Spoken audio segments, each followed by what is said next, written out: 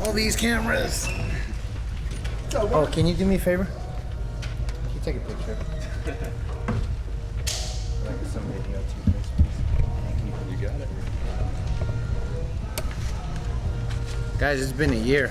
It's been a year since this has happened. You missed this?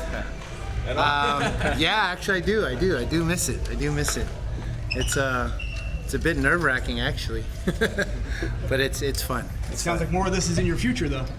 Yeah, you know, I'm looking to do some big things, and you know, I'm bridging the gap between the wrestling community and MMA, and you know, this is it's the two sports that I love, you know, and you know, for me to be involved in USA Wrestling and to develop the athletes in wrestling, and who knows, they might become, you know, MMA fighters.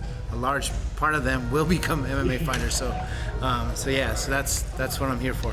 How happy are you to see the community rallying around this? I mean, Daniel Cormier is honorary chairman. You're being involved in this. How good is that for you? It's awesome, man. I mean, it's a sport that we fell in love with when we were kids, and you know, for me, it's because I got bullied, and because I got bullied, I got into wrestling, and wrestling turned me into the man I am today. So actually, wrestling and MMA. So I got into MMA, and MMA is a large part of my life, and this is something I want to get back to and show kids and show everybody that it's a great sport, and they need to get involved. What's the biggest challenge as you introduce it? I mean, what does it take to get kids involved these days?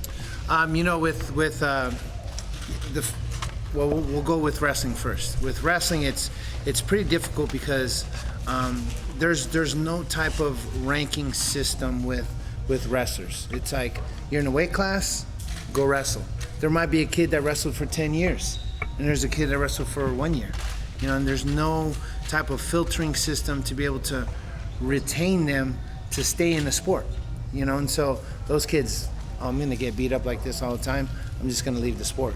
So it's tough, man. And so, you know, I've been deemed the future Olympian program director now for USA Wrestling, and so now with that, I'm able to create a system where it increases retention, and liked wrestlers get to go with likability wrestlers, and so then they can fall in love with the sport and not hate it after a while. So that's one. And in MMA, you know, parents aren't going to want their kid to be punched in the face. You know, let's be truthful about that, you know. And so, you know, they got to learn the grappling art first and learn how to, you know, strike and have position and protect themselves before they actually get in there and fight somebody. So they actually have hand creation tournaments for kids where it's not striking to the head but only to the body, and then there's submissions and there's takedowns as well on the ground. So yeah, so being able to take these sports, you know, wrestling, which is like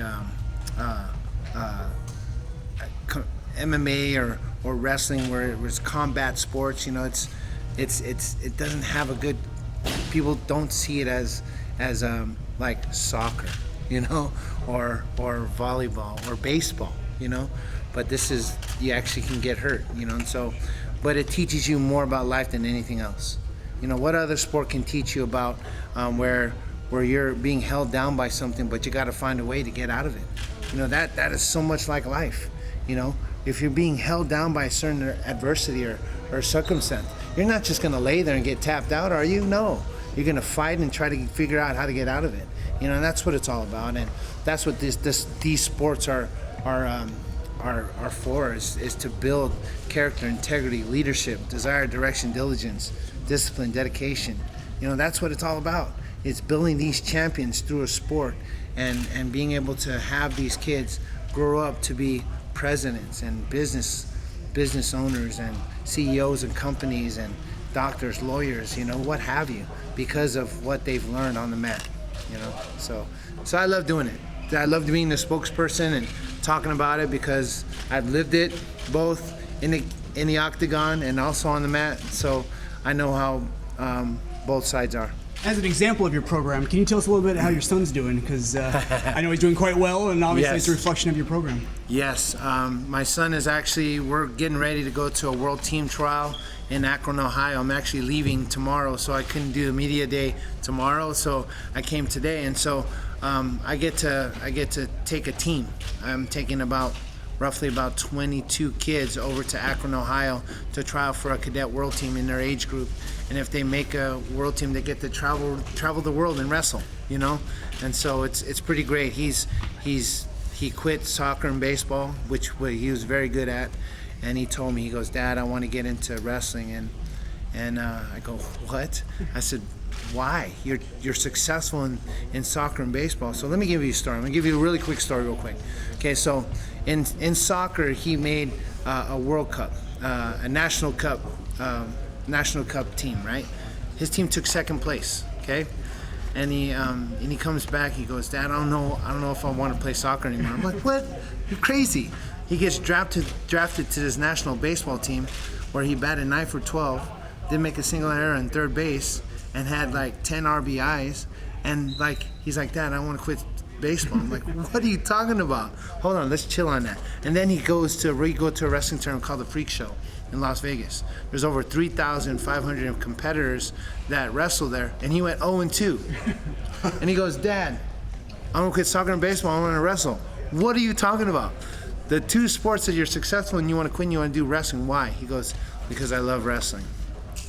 I go, wow. Okay, if you love it, and I always taught my kids, you know, have a passion for, you know, love what you do and do what you love, you know. And so I said, if that's what you want to do, we're going to do it. And he goes, okay, I'm going to do that. So he quit soccer and baseball. I said, what are your goals in wrestling? He goes, I want to get a full ride Division I scholarship. I said, okay, hold on. You're pushing your buttons here. There's only 72 schools that offer that offer scholarships. There's a very small percentage of those that give full ride scholarships. What makes you think out of the tens of thousands of kids that Trey Munoz is going to get a full ride scholarship? Without batting an eye, he looks me dead in the face. He goes, well, I have you, Dad. That was 4 weeks before my last fight. And now you know why. That's why I decided to hang up the gloves or put the gloves down in the center of the octagon, because I want to be there for my kids. For 10 years, for 10 years of my life, I've been traveling the world and doing different things and being there for sponsors, but now it's my kid's turn, you know. So he's 14 years old. I have a daughter that's 16, going to be 17, graduating next year, and I got to be there for him. So yeah, thank you for that question. I rambled on, but now I'm in the sport and I'm loving developing him. And you know, hey, if he becomes an MMA fighter, watch out, man. You might have another Munoz inside the octagon. So yeah. And lastly, isn't he already ranked number 3 in the nation? Yeah, so he's ranked in the nation. And he's looking to make a world team now. So it's great. Mark, what has the last year been like for you? I mean, obviously we hear about athletes stepping away and they say, I kind of get that competitive edge back, you know, that drive. Yeah. What's it been like for you? Oh man, it's been great. You know, as you can see, I've been making gains. And me and Mark Hunt look alike now. So, but not sticky rice. Yeah, I love sticky rice, man. That's what I grew up on, man. Ate it 3 times a day growing up. But actually, no, it's been great, man. I actually been getting more involved into wrestling and being able to bridge the gap between wrestling and MMA. You know, I just like I said, I just got word that I'm the future Olympian program director for USA Wrestling, and now I get to develop kids to become future Olympians. So it's been great. I've been just I'm working on a new project which is going to bridge the gap between MMA and wrestling and jiu-jitsu, all the combat sports all in one. So I'm doing a project on that, and it's looking great right now, and looking to blast it out and help people. Not only just in those combat sports, but also, what it builds in character, integrity, leadership, and all that stuff. And that's what I love to do. That's who I am. That's the very fabric of who I am, and so I love doing that stuff. So this past year has been great. Could we see a couple of MMA stars coming from this Freestyle World Cup? Yes. You're gonna. Yeah, there's wrestlers. The high percentage of wrestlers. There's no professional. Well, there is professional wrestling, but it's not what you think it is. I mean, it's not like fake. not to say professional wrestling is fake, but I'm just saying, but it's not like, it's not, scripted, So there's no professional sports after amateur wrestling, after Olympics, and so a lot of them do carry over to MMA because it's more like MMA. So yes, you'll probably see a lot of athletes from the World Cup, which I'm here for, is the 2016 World Cup over at the LA Forum, which will have the top 8 countries in the world competing in a dual meet format where you see a lot of those athletes actually be in Rio in 2016. So it's not the actual Olympic team that's going to wrestle for their prospective country, but they're highly likely to represent their country because each country still has to go through an Olympic trial process. So it's the top 8 countries in the world competing here in LA, and it's a huge tournament, and there's a lot of fanfare around it, and it's going to be great. Can you talk Jordan Burroughs into competing in MMA? Actually, I'm really good friends with Jordan, so his mind is like, it's kind of teetering, but he's doing really good in wrestling, and so his competitive juices are there, so I'm gonna try to, but there's no promises. Have any of the Olympic wrestlers on the team talked to you about doing MMA after their wrestling career? Yeah, there's some guys that dabble into some jiu-jitsu, some of them are thinking about it,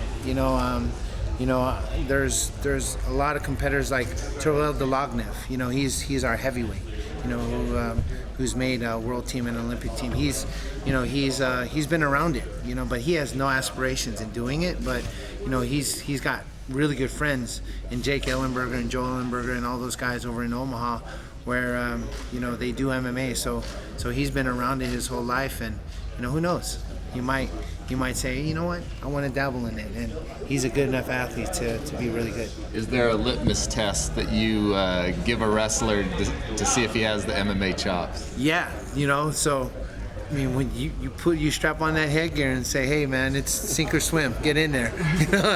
But no, I mean, it's pretty much every wrestler they're tough. They already have that mentality, and so all they got to learn now is know how to strike. And then just watch out for the submissions on the mat. But they got the takedowns down pat, So yeah, there's that litmus test. I mean, it's based upon how tough they are, and how competitive they are. And usually wrestlers don't have a problem with that.